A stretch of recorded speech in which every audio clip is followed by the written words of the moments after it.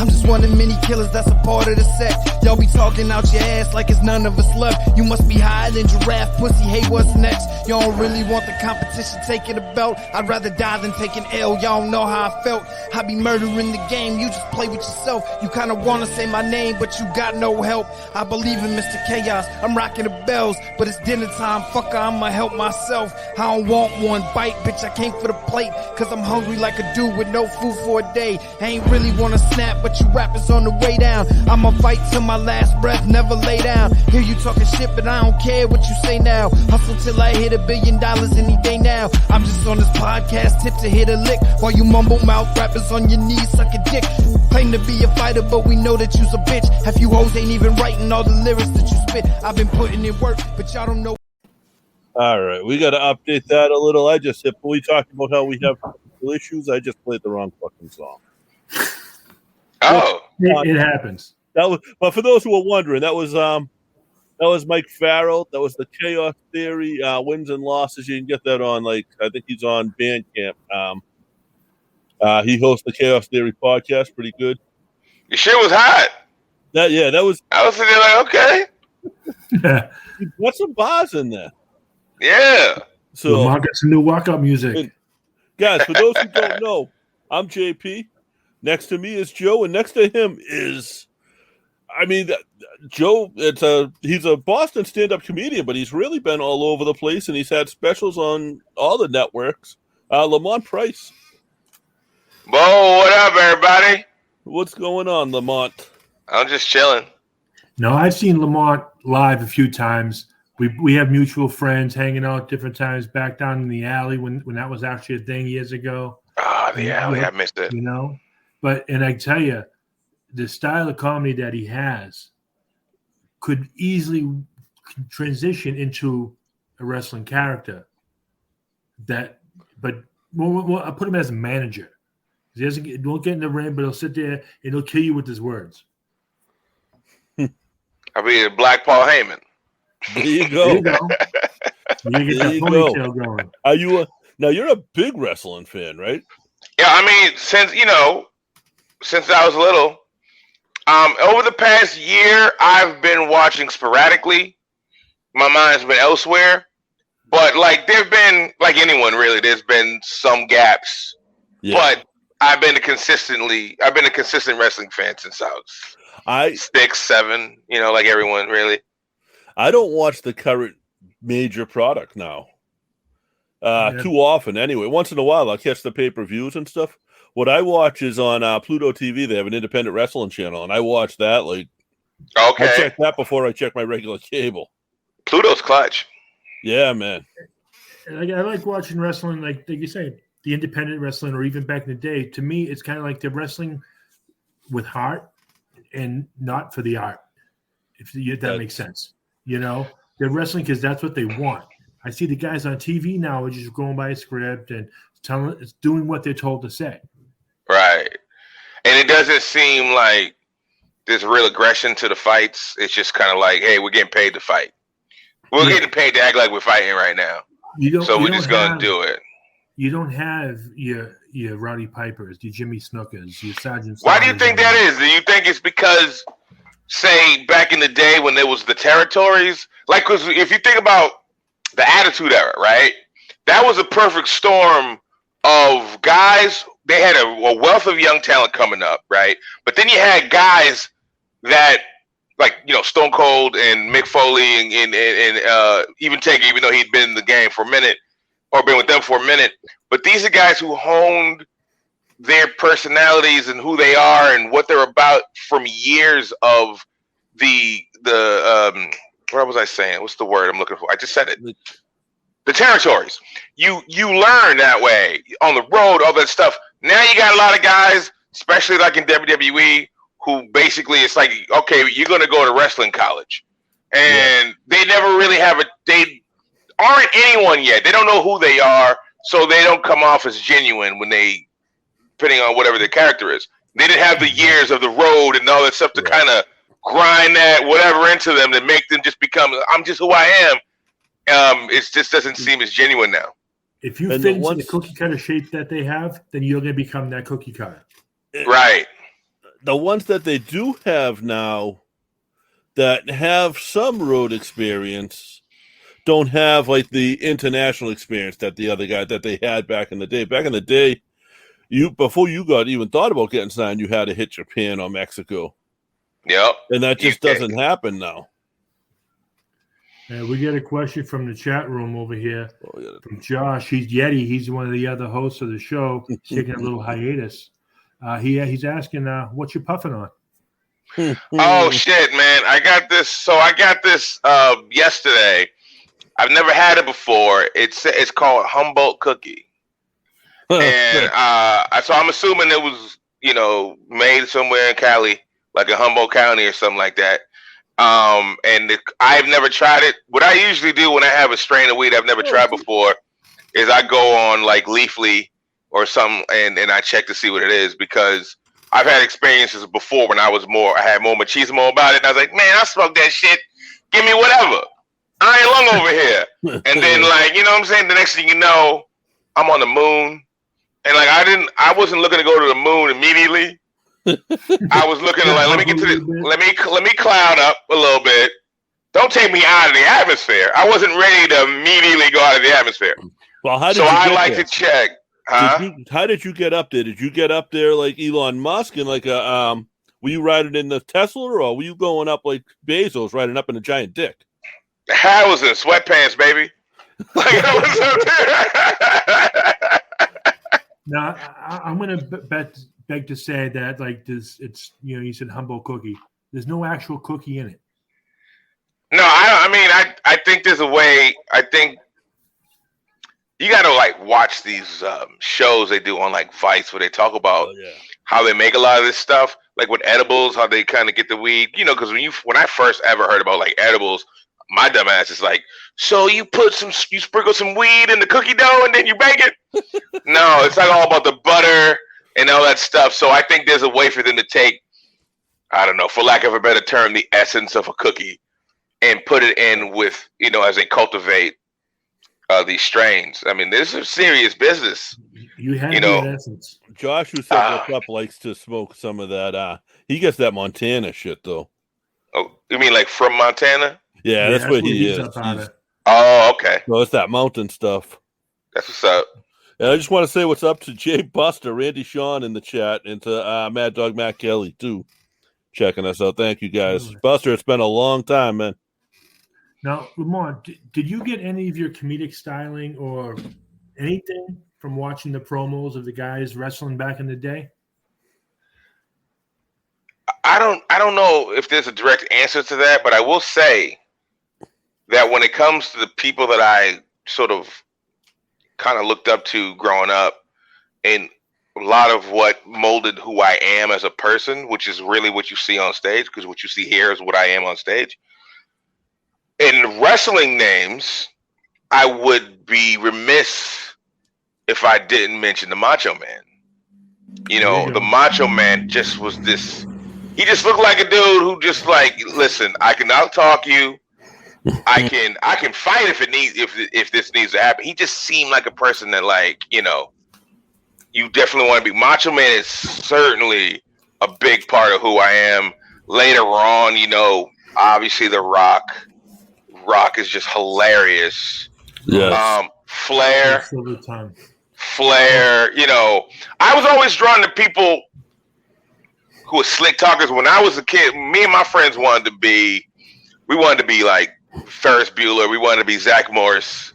We wanted to be lesser known character Parker Lewis. Oh yeah, Parker Lewis can't lose. Like we wanted to be those dudes.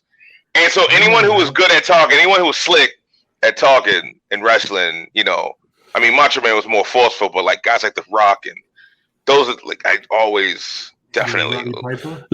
Roddy Piper is another one. What a great wrestler. Yeah, that's. You also can't forget Eddie Adonis in the flower shop. Yeah, man, you're taking me back to being super young, but yeah. Was Jimmy Hart his manager?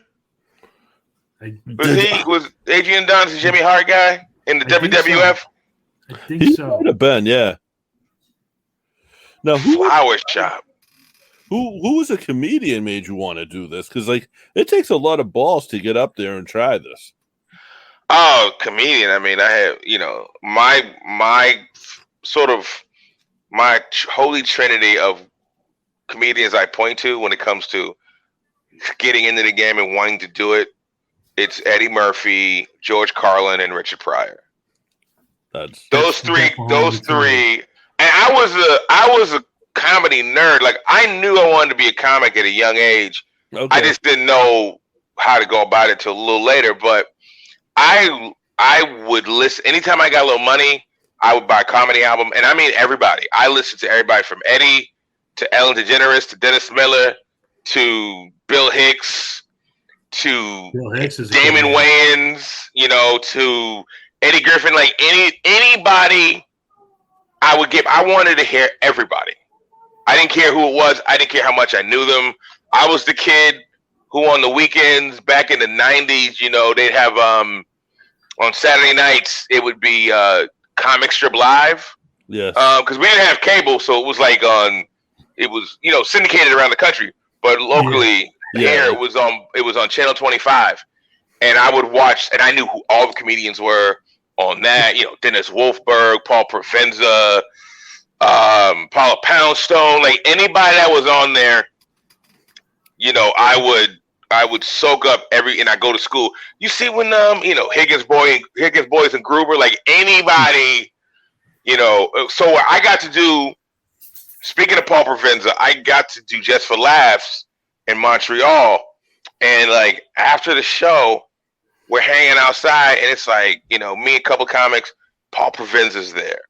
And, Paul Provenza is just this legendary comic. He's been around since probably the 70s.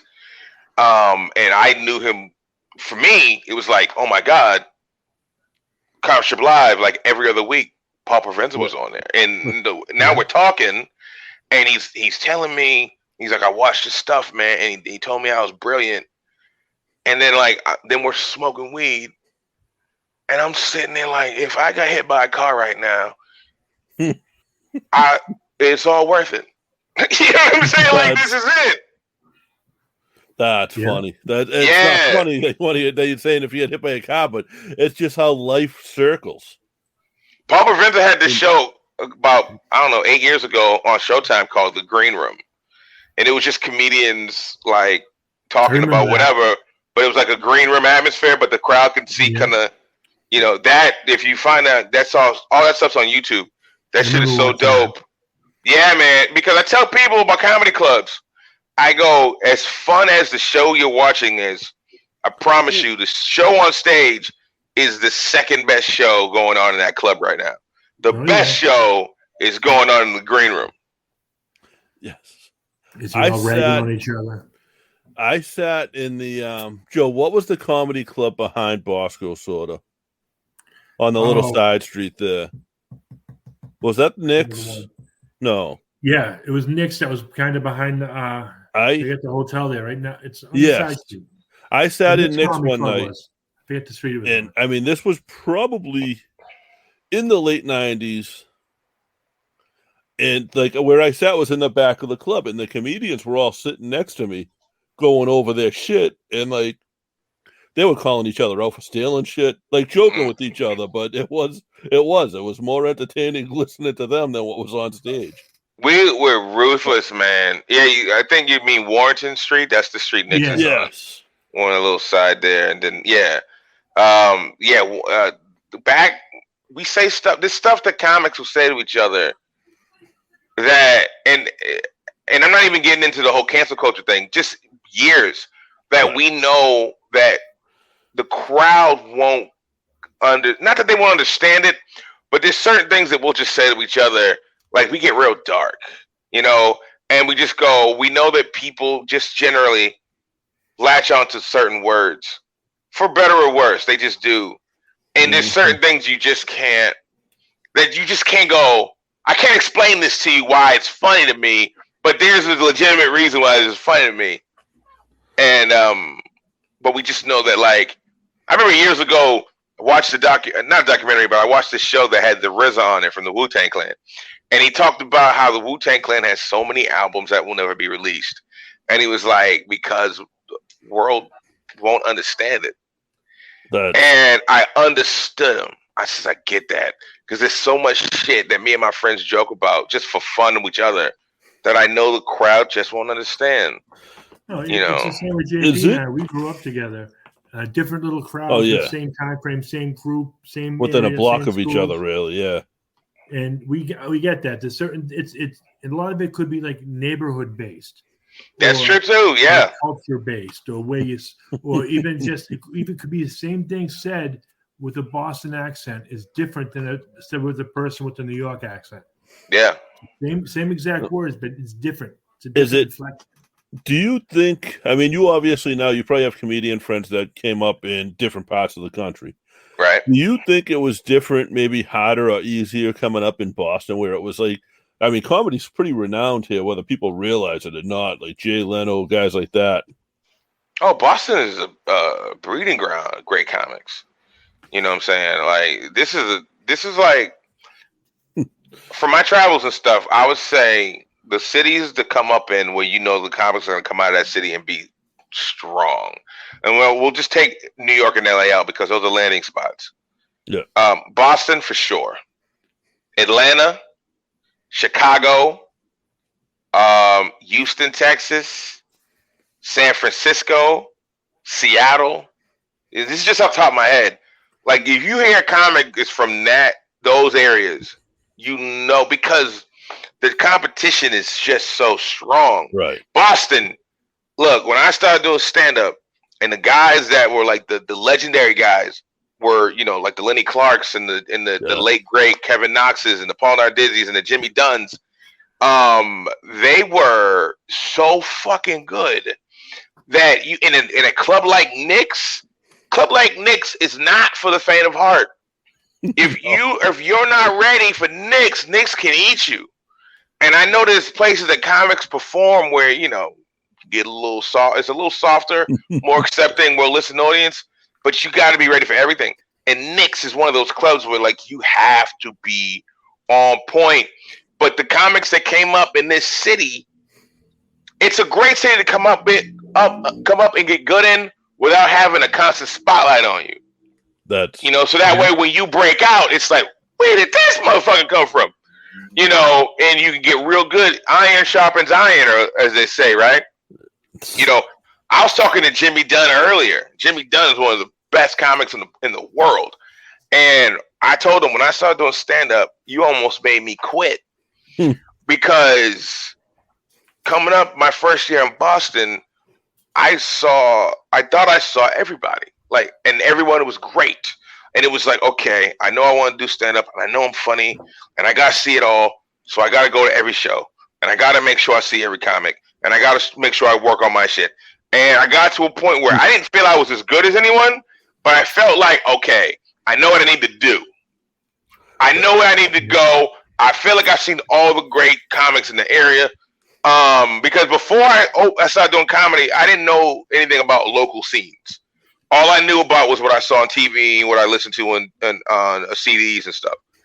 And so I start doing stand-up in Boston, and I see Don Gavin, and I see Kevin Knox, and I see Paul Nardizzi, and I see Rich Seisler, and I see like all these great comics, and they're amazing. And I'm like, oh my God, it's one haymaker after another.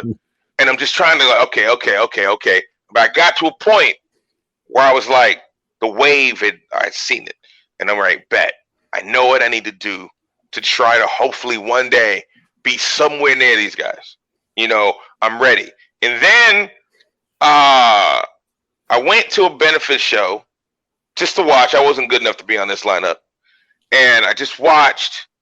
And then Jimmy Dunn went on. And I had never seen Jimmy Dunn before. I didn't even know who he was or anything. They announced he just got back from like a year doing cruise ships or something like that. And he performs and he levels the place. And I just remember going, there's more? There's more motherfuckers? And I was like, I don't know. I don't think I got it. I don't think I have the patience to sit around and just wait. I can't do this no more. And I mean, it wasn't a lasting thought. It was a fleeting thought. But in the moment, I was like, oh, shit. I'm never going to be funny. Now, with like Bobby, who do you think, if there was to put a competition on right now, kind of say like the wrestling does, like they have those, you can, JB, what's the name of that show they did, and you can win a contract? Tough Enough? Like the Ultimate Fighter. Tough enough. But like comedy does that, and I was going to get into that because there is something. America's Got Talent always has comedians. They do that. You watched? Do you watch that? Not really. I don't really watch talent shows, but I mean, I know they're popular. So the comedians this year that they had, where there was two brothers, they're probably in their 40s. They've already had a TV show on Comedy Central. I can't think of their name, but they were already Sklar? Yes. They've been around for like 30 years. They're like all time. And Josh fucking Blue. Disney Channel and stuff. And how long has Josh Blue been around? They're doing America's Got Talent this year. I worked with Josh Blue before. I first found Josh Blue on Last Comic Standing. Yes. But imagine being the little comedian that's like doing that show, thinking you got a chance of winning $1 million, and then Josh Blue's on there. Well, the Sklar brothers, you know what I mean? Josh Blue got some good ass weed. I'm gonna tell you that shit right now. He's had that medicinal before medicinal. So. Oh, he got me high up in the sky. To the moon and back in your sweatpants, you know, right? Bang zoom, baby. That shit should have been called Bang Zoom. But like, I've been a fan of Josh Blue since, like Joe said, the Last Comic Standing. And like, I've seen all of his specials, and so you're going to tell me that Howie Mandel doesn't know who Josh Blue is? I'm sure he does, but I guess that's I was surprised to hear that him and the Sklar brothers were on there. But Michael Winslow was on. He was on it, like competing? Yeah. Yes. Wow. I work with that guy too. Oh, he's a riot. It used to be like it had to be the locals. It's not the local guys, but the up and coming guys. Right. Oh, and that's I'm not against them being on it because you're playing for that $1 million contract, and who doesn't want that? No matter. But also think about this too. You know, generations and memories, and Michael Winslow was a big '80s star, and I forgot he was in there. Yeah. And that's what he did. He did the sound effects. Yeah, he was in all 800 Police Academy movies. And I'm going to mess up the quote, but he said something basically like, I don't expect to win. I just want to get my name back out there again. That's the point. That's what I was going to say. So you get back in front of a new base of fans, and now you're new to people. And his skill set, he's brilliant, what he can do. Yeah. And there's few people who can do that like that. And just being in front of like a million, that's a huge show. Being in front of all these new people, yeah, he's going to be hot again. Yep. I don't see why he's not doing every cartoon out there. Well, doing some voice on every cartoon in the world. What's going to make him hot again is there's going to be people that are watching that, mother and daughter, father and son, where the parents watched him back in the day, and now they have an interest together. Yep. Like him around your age, let's watch them together, and it's going to blow up. Now, Lamont, I'm going to shift gears a little bit here. Okay. And I'm going to put you on the spot. Okay. We do this with try to do this with every guest we have on. Now, I know you're a big wrestling fan, but what I want you to do is off the top, come up with a gimmick, a catchphrase, and a finisher. Oh, okay. I have a finisher name, and I've thought about this before. I don't know what the finisher should be though. But the finisher name is That'll Do. So like my promos would be like, and at the end of this match, I'll be saying what everybody's saying. That'll do. Right? So That'll Do. I'm thinking double arm DDT. It's got to be some quick strike. Right? Like double arm DDT or maybe some sort of face butt. Yeah, but I don't want to do the stunner because it's like 800 version. The double arm DDT kind of looks like you're putting the period at the end of that sentence. Yeah, That'll Do. My gimmick? Shit. I'll give you an idea. Seth Gillum from The Walking Dead was a honey badger. And Honey Badger don't give a fuck was his slogan. So Okay, what was he put a costume on, like a honey badger costume? yes, Yeah, he yes. gave the whole description of everything. He's gonna have the little claws and the fur, but he don't give a fuck. That guy has been in some great. That guy's been some great shows, man. The Wire, Walking Dead, Yes. like, Yeah, legends. Starship Troopers.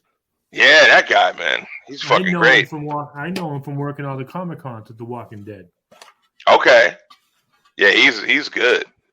Oh man, all right. So gimmick. So my finisher, that'll do. Double arm DDT. My gimmick, maybe I'm a stoner. Or is that done? Is that done with Riddle? Is Riddle doing that now? Ooh. Riddle's doing it, but it does. I mean, you're gonna do it different. Like Riddle's not coming out with a blunt in his mouth or anything. You know what I mean? All right, I would do that. I would definitely do that. Out, when you're done, you hit that double arm DDT. He goes down. You put your foot on his chest, and you pin him. And said that'll do. Take it. That'll do. Yep. What's the name? Now we need a catchphrase. Catchphrase. Now, what's the name? What's your character's name? Everybody goes by their name now. Yeah, but that's not fun. Yeah. Like when I was growing up, wrestlers had day jobs. Yep. Yes. You know, this guy's also a garbage man when he's not at SummerSlam. One of my friends on Facebook just posted, what was your favorite working gimmick? What was your favorite career-wise gimmick back in the day? And it was like, you had Duke the Dumpster Drosy, you had T.L. Hopper that was a plumber, and there were so many. Imagine you call to confirm your dentist appointment, and they're like, "Oh man, you're gonna have to reschedule because WrestleMania is next Sunday, and he's gotta get his shit together." What would my gimmick be? What would my character be called?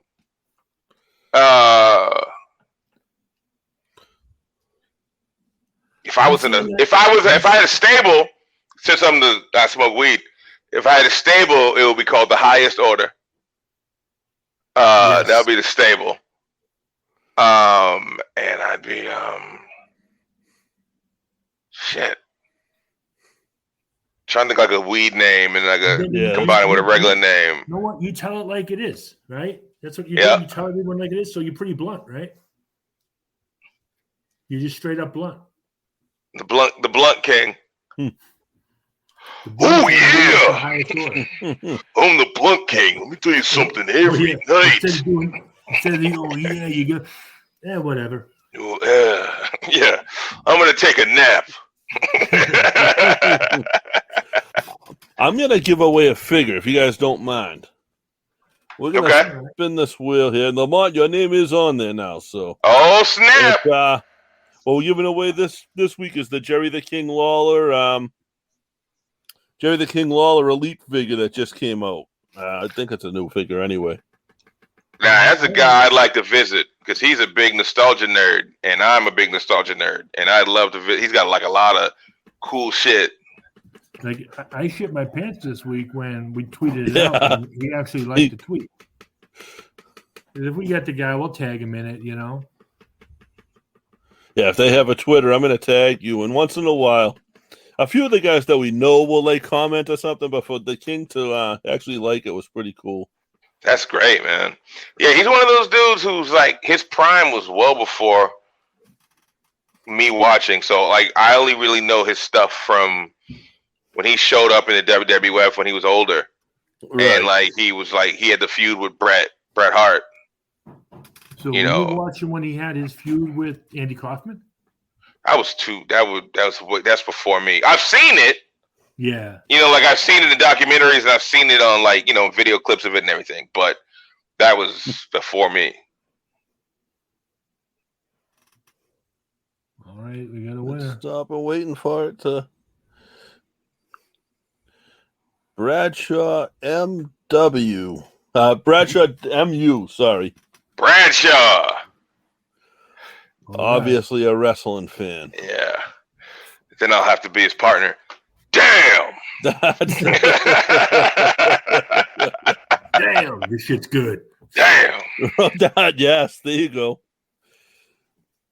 Today's episode is brought to you by DB. DB is a Scandinavian brand that makes backpacks and bags to help people on the move stay ready for anything. From streets to the peaks, DB's gear is travel tested by some of the world's best athletes, adventurers, and creators. Over the past decade, DB has designed and developed, released and refined the best bags in the market. With DB's patented hookup system, you're able to attach smaller products to your backpack, roller, or tote. Guys, you know damn well when you're traveling and you don't have enough pockets, there's not enough room in your bag, you still got something, just clip it on, and you're good to go, whether it's going through the TSA checkpoint, going from the car to the hotel room, or you're backpacking through the Elks.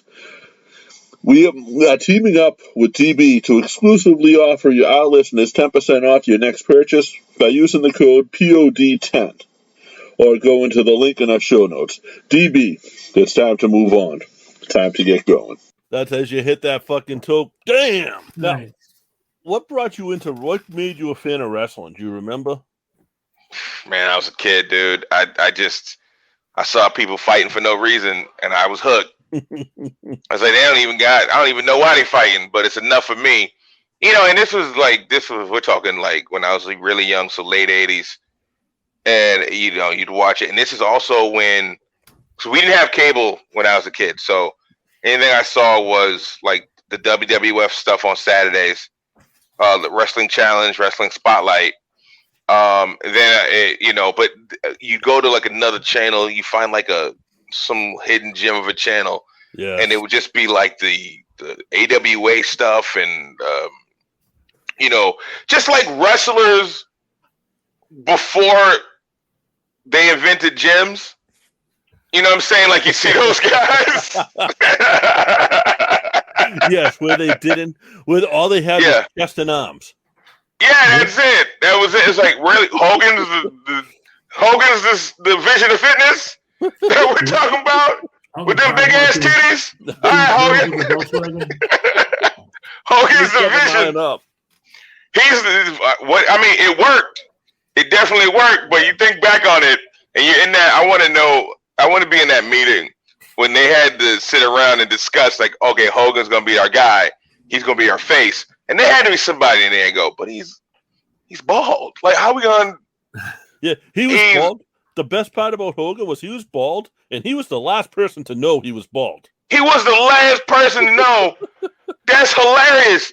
He had the shit. He had the spaghetti strings hanging down on the side, and all this was sadness. Like all this up at the top was sadness, and then the spaghetti. And I'm like, this is the fucking face. Okay. When you look at it, you see how like they grab a guy by the hair and throw him in the corner, and they always grab Hogan by the back of the neck. Always. Like they had nothing to grab onto. You're like, why wasn't some heel ever out there and give him like the dope slap on the top of the skull? Like, come on, that would have been funny. Oh my goodness, so fucking hilarious. Like, and it's not that it's just that you look at people and you see who people post to be the vision of the face of something. It's usually some image, and you got this Hogan guy. He's the guy, and he's like he's in shape, but really is he?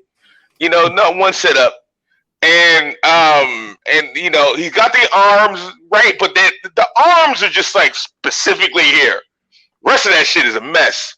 And then the chair, you got the titties, and then the spaghetti, and it's like no way if Vince had to do that today, there's no way. No. Now you need a 6-pack, maybe an 8-pack. Yeah. I tell them I have at least a 30-pack, maybe a keg, but they don't buy it. So I got a washboard. It's just dented. But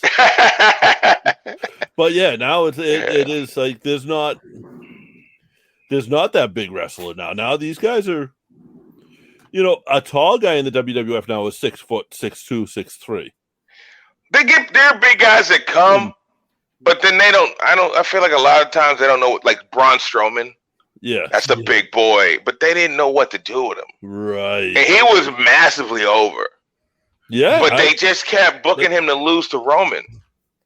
Yeah, because and I think ultimately, I think it's 80s booking. I think that's like 80s Hogan booking. I remember listening to a podcast. I think it was Cornette, and he was talking about how WWF used to build it. WWF was like the face is the champion, and he just vanquishes all comers. And in NWA, it was like the heel would be champion, like Ric Flair, and the story was in the face chasing the championship. Yeah. And that might be the better story. And I feel like with what they're doing with, they've changed up with Roman. I like what they're doing with Roman now. But for a long time, they were trying to make it where like Roman, kind of like Cena, where it was like the face champion, and he would just he would knock out one heel after another. It becomes like the ultimate challenge, and he wins eventually. Like good triumphs over evil, that kind of thing. And with that, it's almost like back in the day where WWF, back in like the late 80s, early 90s, kind of ruined the product, and where they broke the kayfabe, because you had kids like me growing up, and JP as well, rooting for the bad guy. Well, you're not supposed to root for the bad guy, but we're like, no, we just want to see somebody else get the belt because we're sick of this guy. Right. I loved Piper. I loved Orndorff. How many times can two? Yeah.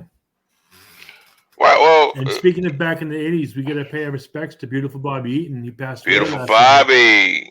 There was like 3 wrestlers. He was definitely the bigger name that all passed away within 2 days this week, which is like just Who are the others? Who are the others? You're gonna put me on the spot, and I forget. All right, no, okay. I do. It wasn't anybody like they were all AWA guys, I believe, and I wasn't an AWA guy. Okay, but yeah, it's man, they're not old. Yeah. Nah, they're not. But when you're going back there, you're wrestling 340 days of the year. Right. And you're taking those chair shots to the head, and you're taking those bumps. Like, yeah, like, wrestling is scripted for sure, but nothing about it is fake. Yep. The only thing that's fake about it is the outcome. Right. It's a predetermined outcome, but they set the match. Like the top rope, if you're standing on the floor, is a good 9 feet high. Yeah. You won't see me up there. Guys jumping off that, doing a flip, landing on somebody on the floor. It hurts. We were at it. JP and I were at a show right before COVID hit, and we're sitting there and we're going with the gimmick. We had to run in the ring because we had the 2 big goofy guys that can kind of break it up. And JP takes a chair shot because he has to let it roll. That I didn't know was coming. I was like, "See you later." I duck and run. Oh man, my kid, a guy that I've known, like we grew up in Southie together. I've known Joe since we were playing house league basketball together when we were 10 years old. He leaves me hanging. Literally, I just had a chair. This wasn't a planned spot. I wasn't supposed to have a chair swung at me. I have a chair swung at me. It connects. I drop to the ground to make it look okay, and Joe runs. I hit the deck. I rolled down. I said, "You're good." Oh, that's the storyline waiting to happen. You guys, friends for years. Tight. I did what I saw on TV my whole life. I was the referee, just standing out there with my hands up, saying, "No, you can't do it. You can't do it." The scene promo. They were the best. They were the best of friends. And then, you get hit with the chair. You run the other way. This whole build leads to SummerSlam. You see, though, but I can talk JP and I. We'll instead of getting in like a cage match, we'll have a KFC eat-off. Whoever can finish their bucket first. I'm down. Bones fall anywhere match. Exactly. At this point here, my bones break anywhere match. So. Yeah. Oh yeah. Now, what's your favorite part about doing a comedy show? Is it being on stage? Is it the camaraderie? Is it the going out after? The first 2 things, especially going out's fun, but the being on stage is a rush. If you're in front of a bunch of people and you're having one of those nights where everything is rolling and you are directing traffic here, you're doing something that it almost feel like you were predestined to do, and you can get that feeling is just irreplaceable. Now, would you prefer a crowd that knows you when you walk on stage, or would you prefer a crowd that doesn't know you when you walk on stage and kind of you wow them, you catch them? Well, I would be quite honest. I don't have very many shows where everybody knows me. But I've heard that talked about, and there's something to be said for knowing that you got something that's gonna get them, but they don't know yet. Okay. You know what I'm saying? Now, I will imagine that in the few times that I've gone on stage where people were hyped to see me, that that feels great too. You know what I'm saying? Like, that's a rush. That's a rush. And I've worked with comics much bigger names than mine who have audiences that when they just know they're in the same building, the crowd is ready to ignite. And just the sort of, I feel that energy coming off, and that feels great. You know, so this, to me, I mean, both of them are awesome. But yeah, there is something to be said for, like, you go on stage, nobody knows who you are. They know what they want you to do, and you have something in your back pocket that they're just not ready for. Yeah, you're about to hit them in the face with it. Yeah. No, I've done a few open mics myself. Consider myself what's the word I want to use, like a unfunny comedian. Amongst my peers, I tend to be somewhat humorous. Okay. And I tried the open mics a few times, and I never got the buzz. Now, I've heard from a few different people I've known, a couple people I know you worked with in the past, Kyle Plouffe and Jay Hollingsworth. Oh, yeah. I've talking to them, and like when you get in there and you start rolling, you're going to hear the buzz. You're just going to hear it. You're not going to feel the buzz and think you're feeling good. You're going to physically hear it. Right. Now, I'm guessing you must have heard it. Oh, yeah. Like, you can feel the energy coming up out of these people that they're really into what you're saying. Oh my God, yeah. And then if you look around and you see, because like if it's a big show and there's a big crowd, it's hard to see past like the second and third row because of the lights. But you catch the eyes of the people in the front on the second row, and there's a connection there that can't be duplicated outside of that moment. Like, there's that connection where, like, you're taught, if there's a big crowd, the teaching is that you look over the crowd. Because comics are like, where should I look? Where should I be? When you're new. But they go, look over the crowd. Because if you look over the crowd, it appears to the crowd that you're looking at them directly. Yeah. You know what I'm saying? And there's that instant connection. But what I also like to do is I like to connect with somebody up close too. And that guy or girl, whoever it is, for my set will be like my sidekick. Like, I might not talk to them the whole set, but every now and again I might be like, you know, I might say something like, yeah, so anyway, guys, you ever been to Walgreens? Hey, Bryce, you know how crazy Walgreens is, right? Like, just me and Bryce have a thing, and it makes it more personable for that person and everyone else, because you think, oh, she's just up there chilling. Now, how do you, Bobby D in the chat, I put this up and then I took it down because you started sort of telling the story. He wants to know how you picked that person. Random. I mean, it could be somebody that, you know, that you happen to look at the crowd and maybe there's an immediate connection. Maybe you're doing a set where you ask a question and that person answers it, and then you have that opening. I mean, there's no real rhyme or reason to it. It can be a different reason depending on the show. Me and Joe got kind of used like that during Hacksaw Jim Duggan did one.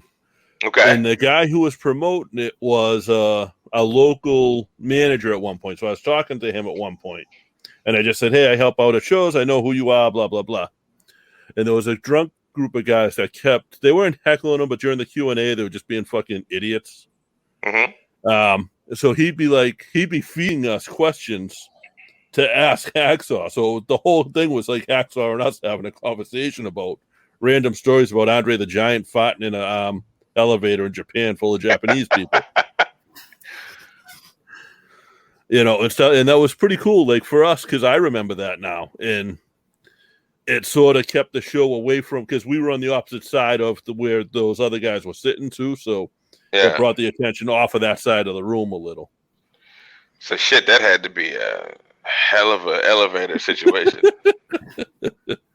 Andre the Giant fart. Right. You think about there goes my camera, guys. Yeah, it's TIW, Technical Issues Weekly. But you think about that in Japan, and how tall is the Japanese guy compared to Andre the Giant? And where's that fart going? That fart's going right to the nose. That's an elevator full of like Japanese guys just laid out on the floor. I'm actually now wondering about their safety. Like, did they survive the ride up? Now, have you had a joke that you wrote that you didn't think was going to hit, but that hit better, like way better than you expected? Or vice versa? Well, the other side of it happens quite frequently. The not knowing if it'll hit and it'll hit, that happens a lot. You never know, because audiences are different.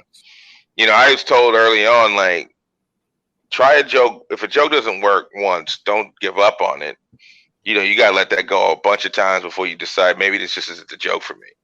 You know, so there've been a lot of instances where I didn't think a joke was going to hit, and all of a sudden it hit. Plus, the way I operate is this is me. You know, comics are different. Other comics are different. I should say everyone's different. My mind is like, I won't do a bit until I, a lot of times, personally feel the bit. So I've had jokes in my notebook for a couple of years that I just didn't try. And then one day randomly I'm on stage and it doesn't matter the situation. All of a sudden I'm just like, my brain's like, let's do it. And then we'll see what it is, you know? So that happens. There's no specific bit I can pull out and tell you that, man, I didn't think this was going to be anything. And then all of a sudden everyone loved it, because I don't know, but I know that it's happened a bunch. Now the other way, where you have something and you go, man, I'm going to tear these motherfuckers up. And then you go on stage and you do the joke and you're like, huh?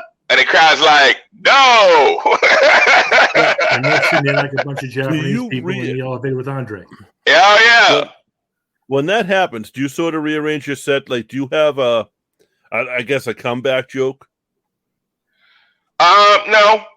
I mean, I'll just go on to the next thing, whatever it is, and see how that rocks. But yeah, there are instances where people will have a bit like, okay, man, if this falls flat, I gotta go right to this. I don't necessarily do that. I don't knock anyone who does. Here's the thing. I do not mind a joke bombing. Okay. I am more than okay with that. Now, I can't say that was me in the beginning, you know, because everyone wants to be funny. But you learn to be comfortable in the moment, right? Because you realize, when I learned that not everyone's not going to dig me. It's just, it doesn't matter how good I am. Just comedy is subjective, right? Yeah. So a crowd will dig me and the next crowd might not. So I don't sweat bad shows anymore. And not because I don't think I could be bad, because I've totally been bad on stage before. It's happened. It can happen. It'll happen again. But what I don't sweat anymore is being bad.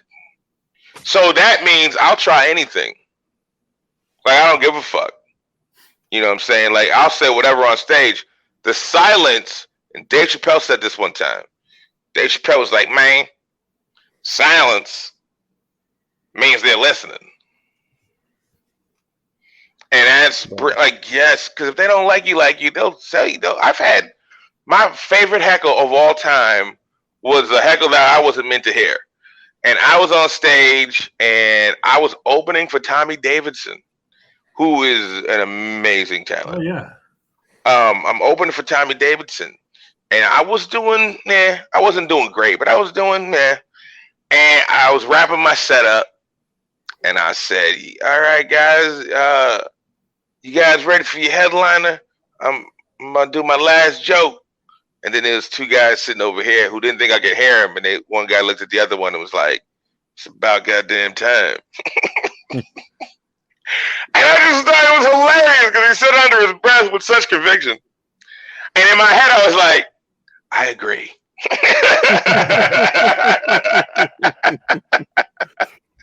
You should have said it out loud. Yeah, but no one else. It would have just been between the three of us. Like, no one else. I don't think anyone else heard it. It was just like those two guys said it to each other, or one said to the other. And I was there. I heard it, you know. What's it like when you get the call that you're going to open up for Tommy Davidson or someone like that? Oh, yeah. It's exciting. I mean, is that obviously like that doesn't happen to everybody? You know, not everyone gets that call. I mean, you get to a certain level, there's people that'll call you, hey, do you want to work with so-and-so over here? And it's obviously great to work with people like that because obviously, like Tommy Davidson's a legend, right? So work with Tommy Davidson is just a blast, and he couldn't have been a nicer guy. You know what I'm saying? You know, he was really cool, but yeah, you're hype to work with. I'm like, I grew up watching Living Color. Like, you know what I mean? Like, I'm hype. You know, I've gotten to work with quite a few people. Dane Cook, when, you know, in like the Dane Cook, when it was the Dane Cook show, you know, 05. I was never like, and I get people that love Dane Cook. He doesn't do the one thing I like a comedian to do, though. What's that? Tell a fucking joke. I disagree. Now he tells stories that are funny, right?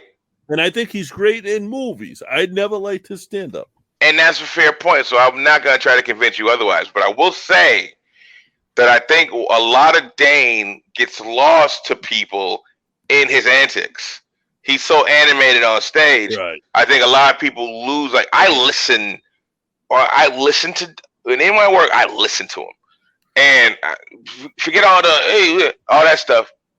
Dane Cook, his use of the language is he's one of my favorite. Like he just chooses the words he chooses are so fucking beautiful.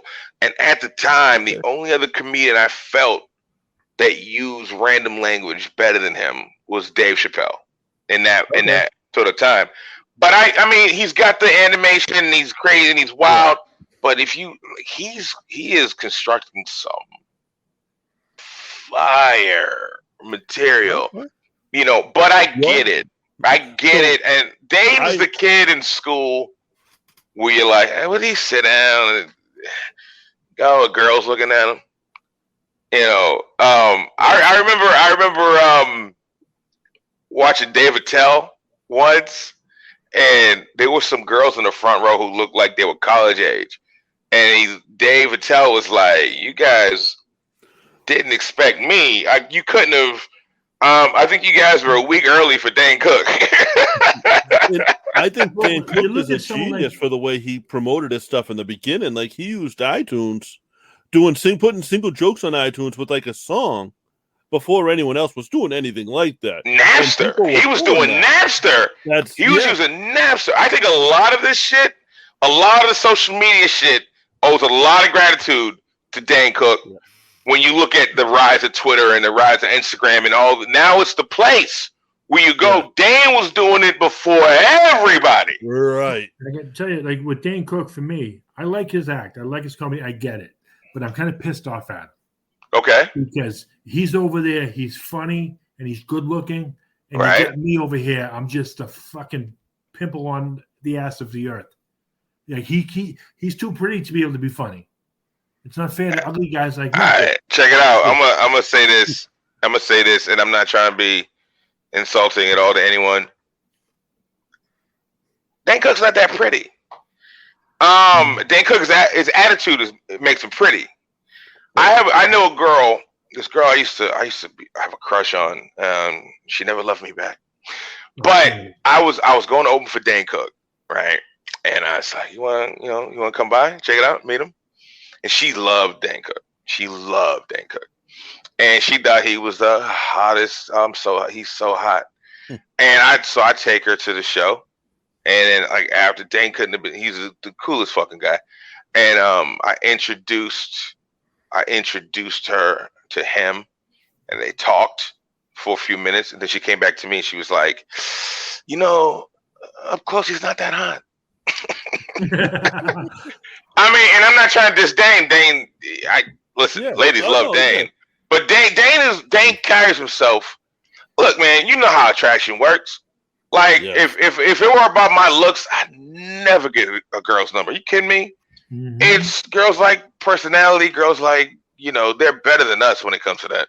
Because guys are completely physical with their attraction. You know, I don't care how funny Oprah is. And, you know, but, you know what I'm saying? But, like, it's such a different thing. And Dane always carried himself like the quarterback of the football team. And hold on, that is attractive. I would do Oprah if I get my own private island too. All right, yeah, that's a good Oprah point. just to say I did Oprah. And here's another great point. You know, but like, So let's take that off the table. Oprah, if you're listening, me and you, what happened, baby? My phone number is hit me in my DMs, Oprah. Yeah. Getting back to Dane again for a quick minute. Yeah. You see how he dresses on stage. He presents himself with the dress suit coat at the start of the show and the slacks, and you can see comedians will go towards their audience. I guess will gear themselves. He was big in the frat crowd to start off. I think that it's the other way around. I think that he was who he was, and that's the audience he attracted. Yeah, all right, yeah, but that's what I mean. I wasn't trying to say he dressed that way to get that crowd. That's how he dressed, and that's where he became big.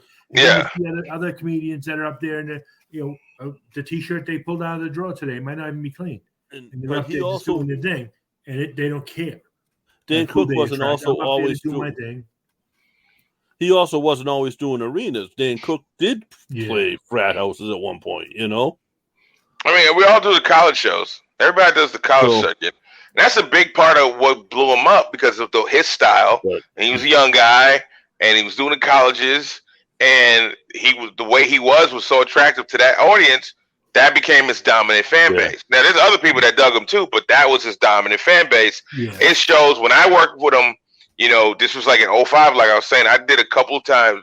I opened for him 2 different times, and this was just right before arenas for him. You know, so he was still doing the Comedy Connection in Faneuil Hall, and that place holds. I think the Connection held like 500 seats, and he would do 7-8 show weekends, all sold out. I mean, and it was bananas. He needed security to walk him from the stage to the green room. Yeah. You know, it was insane. The atmosphere, the energy, in that room was absolutely crazy, absolutely insane. You couldn't. It was a time. Sometimes I'll be sitting around bored and I'll think about that and I'll be like, God damn, that was a fucking crazy time. How was your social media game? Like, are you on Twitter? I would think Twitter would be huge for a comedian. Twitter's fun. I'm on Twitter a lot. I don't really get on Facebook. I'm at El Pizzle. So at LPIZZLE. Get a hold of them. Yeah, at El Pizzle, and on Instagram at El Pizzle 12. So at El Pizzle 12, and that's just because I wanted El Pizzle. Someone had El Pizzle, and El Pizzle 12 was one of the they give you. Hey, what about this one? Yeah. So I just chose that one because I'm lazy and I didn't feel like thinking about anything. So it's LB12 instead of TB12 now.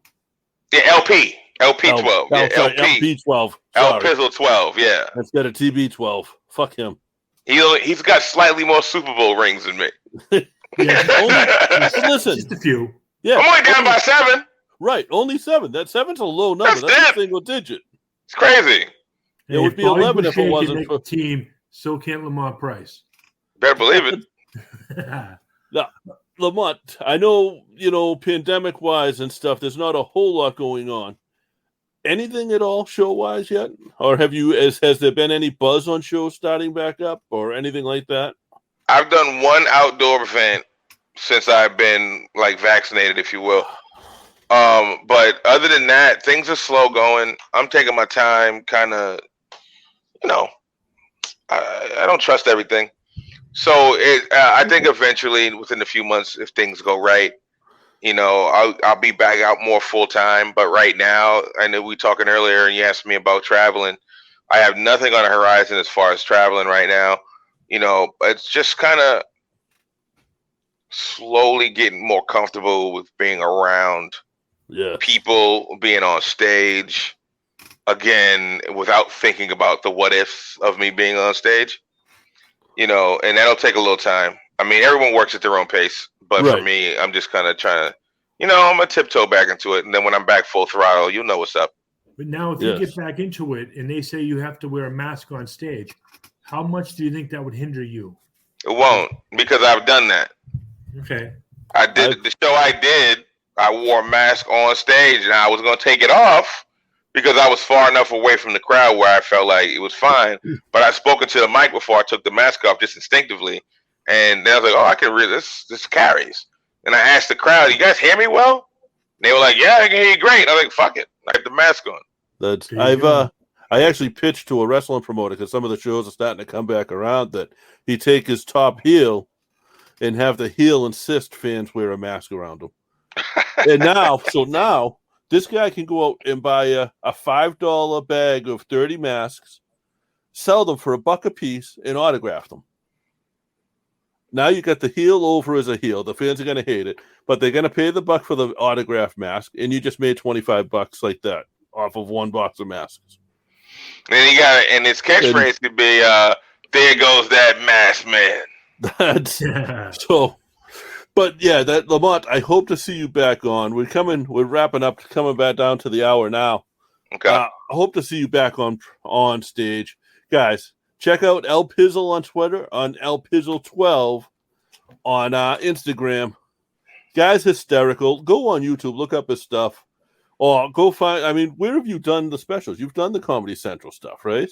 I mean, I did that one of the things. I don't have any specials on Comedy Central, but I mean, you can find a lot of the stuff I've done on YouTube. Okay. So just search my name and it should pop up pretty easy. You will be entertained. Yes, sir. Lamont, you have any parting words for the fans? I just want to say, guys, the guys who participated, keep smoking, keep enjoying wrestling. You know what I'm saying? Send me suggestions for what my move should be. That'll do. I'm still digging the double arm DDT, but if you got anything I haven't thought of, maybe a sidewalk slam, maybe a brain buster. I don't know. F5 is taken, so I can't do that. Oh, get back to that. No, you do the double arm DDT, but you call it the El Pizzle Fizzle.